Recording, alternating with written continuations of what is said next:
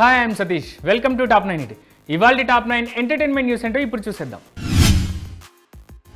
దేవర makers ఏమో ఆయుధ పూజ సాంగ్ని ఊరించుకుంటూ హైప్ను build చేయాలనుకుంటే కొంతమంది చోర్గాలు కాస్త వారి ఆశలను అడియాశలు చేశారు. దేవర ఆయుధ పూజ సాంగ్ నుంచి ఓ 25 సెకండ్ల బిట్ను లీక్ చేశారు. ఏకంగా సోషల్ మీడియాలో అప్లోడ్ చేసేశారు. అయితే ఆ చిన్న బిట్ కాస్త ఇప్పుడు సెన్సేషనల్ అయింది. ఆయుధ పూజ సాంగ్ అదిరిపోనుందనే టాక్తో పాటే ఈ సాంగ్లో యంగ్ టైగర్ ఎన్టీఆర్ ఎలా కనిపించబోతున్నారనే డిస్కషన్ స్టార్ట్ అయిపోయింది. ఏఐ కేటుగాళ్ళు హీరోయిన్లను మాత్రమే కాదు, ఇప్పుడు హీరోలను వారి పిల్లలను కూడా ఫోకస్ చేయడం మొదలెట్టారు. వారి క్రేజ్ను క్యాచ్ చేసుకునే ప్రయత్నాన్ని కాస్త గట్టిగానే చేస్తున్నారు. ఈ క్రమంలోనే కొంతమంది పవన్ సన్ అకీరాను ఏఐ సాయంతో మార్ఫింగ్ చేసి ఓ వీడియోను పోస్ట్ చేశారు. అయితే ఆ వీడియోతో అకీరా లుక్స్ను కాస్త ఎన్హాన్స్ చేసి డీసెంట్గా ప్రజెంట్ చేసినప్పటికీ ఏఐతో ఇలాంటి పనులు చేయకుండా పనికొచ్చే పనులు చేస్తే బెటర్ అనే కామెంట్ వస్తుంది నెటిజన్స్ నుంచి. సినిమాల్లో బోల్డ్ సీన్స్ బార్డర్స్ దాటుతున్నాయి. కంటెంట్ ఏదైనా ఇంటిమసీ సీన్లు కామన్ అయిపోతున్నాయి. సర్ప్రైజింగ్లీ అవార్డ్స్ అండ్ రివార్డ్స్ కూడా ఈ సినిమాలకే వస్తున్నాయి. ఇక కను బెహ్ల్ డైరెక్షన్లో మోహిత్ అగర్వాల్, రుహానీ శర్మ లీడ్ రోల్లో యాక్ట్ చేసిన ఆగ్రా మూవీ విషయంలో కూడా ఇదే జరిగింది. కేన్స్లో 2023లో ప్రీమియర్ అయిన ఈ సినిమా అక్కడ అందరి ప్రశంసలు అందుకుంది. 2024 న్యూయార్క్ ఫిలిం ఫెస్టివల్లో అవార్డు విన్నర్గా నిలిచింది. అయితే ఉన్నట్టుండి ఈ సినిమాలోని రుహానీ శర్మ ఇంటిమసీ సీన్లు ఇప్పుడు నెట్టింట లీక్ అయ్యాయి. చాలా దారుణంగా కామెంట్స్ వచ్చేలా చేసుకుంటున్నాయి.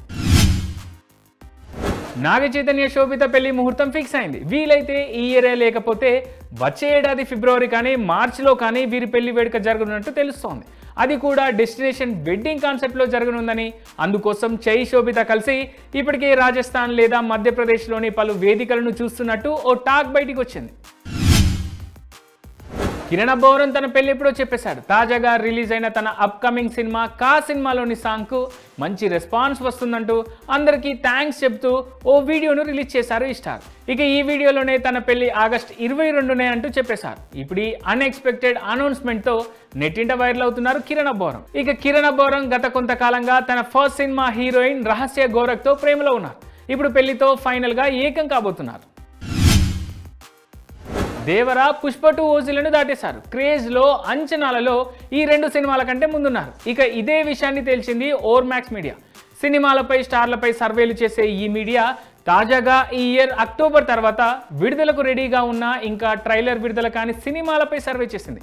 ఇక ఆ సర్వేలోనే దేవరకే క్రేజ్ ఎక్కువగా ఉందని తేల్చింది. ఆ తర్వాత పుష్ప 2, ఓజీ, స్పిరిట్లకు స్థానం ఇచ్చింది. ఇక డబుల్ స్మార్ట్కు భారీ లాస్ తప్పదని film critics and trade persons అంచనా వేస్తున్నారు. రామ్ పోతినేని హీరోగా పూరి డైరెక్షన్లో తెరకెక్కిన డబుల్ స్మార్ట్ మూవీ దాదాపు 70 కోట్ల బడ్జెట్తో తెరకెక్కిందని టాక్ ఉంది. ఇక రీసెంట్గా రిలీజ్ అయ్యి నెగిటివ్ టాక్ తెచ్చుకున్న ఈ సినిమా రిలీజ్ డేట్ నుంచి 5 రోజుల్లో 17.85 కోట్లను సాధించిందనే రిపోర్ట్ ఉంది.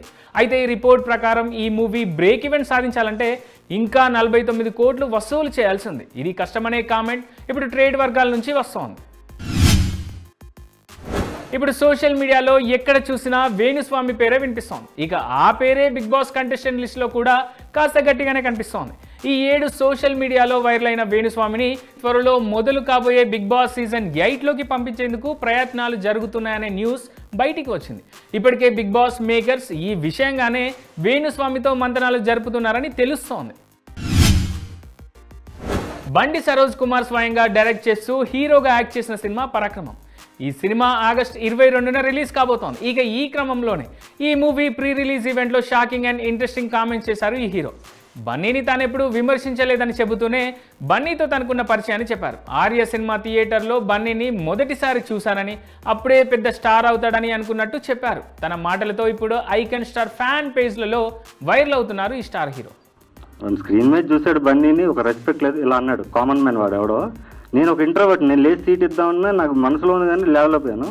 అప్పుడు బన్నీ చాలా చిల్గా లేచి సారీ భయ్ అని చెప్పి వెళ్ళిపోయాడు. ఆ రోజు అనుకున్నాను వీడు స్టార్ అవుతాడు అనుకున్నాను. ఇప్పుడు అందరూ సెట్లు వేసి అవేసి ఇవేసి స్టార్లు అవుతున్నారు కానీ బన్నీ ఏం చేయాలి, భుజం ఇలా పెట్టాడు ఇలా అన్నాడు అంతే. బన్నీ అంటే నాకు ఎప్పుడు రెస్పెక్ట్. బన్నీ గురించి ఎప్పుడు నేను నెగిటివ్గా మాట్లాడలేదు. You can search